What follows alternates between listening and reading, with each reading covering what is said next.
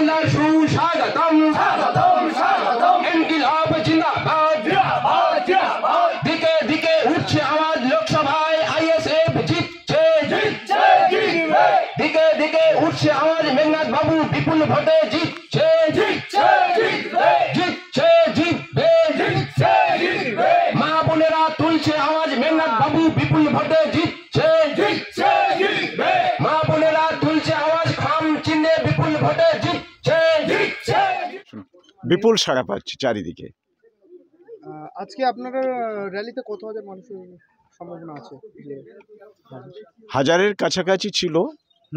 তো তারা কিছু কিছু তারা রোজার মাস তো তারা ক্লান্ত হয়ে পড়েছে, তারা কিছু কিছু র্যালি থেকে তারা হয়ে গেছে। ভোট পর্যন্ত কি এখনো চলবে? এখন লাগাতার প্রচার চলবে আমাদের। কালকে আমাদের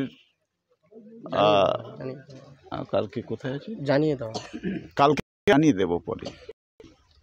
লোকসভায় আপনারা একজন চাচা বলছিলেন যে প্রতিমা মণ্ডলকে চিনি না, কিন্তু আইএসএফ এর প্রার্থীকে আপনারা এই প্রথম দেখছি, কি বলবেন তার উদ্দেশ্যে?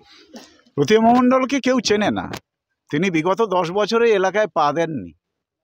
ভোট এসছে, এখন কোথাও কোথাও তিনি যাচ্ছেন পরিযায়ী পাখির মতো, কোথাও কোথাও যাচ্ছেন, কিন্তু এই ভোটটা যখন শেষ হবে পরিযায়ী পাখিও উড়ে যাবে এবং এবারে প্রতিমা বিসর্জন হবে। জয়নগর কেন্দ্রের মানুষের উদ্দেশ্যে কি বলবেন? জয়নগর কেন্দ্রের মানুষের উদ্দেশ্যে বলবো যে এই যে সাম্প্রদায়িক বিজেপি এবং তাদের দোসর তৃণমূল যেভাবে মানুষের গণতান্ত্রিক অধিকার ধ্বংস করছে, তৃণমূল মানুষের গণতান্ত্রিক অধিকার ধ্বংস করেছে, আর সাম্প্রদায়িক বিজেপি তারা মানুষের সাংবিধানিক অধিকারের রক্ষা কবচ সেই সংবিধানকে ধ্বংস করতে উদ্যত হয়েছে।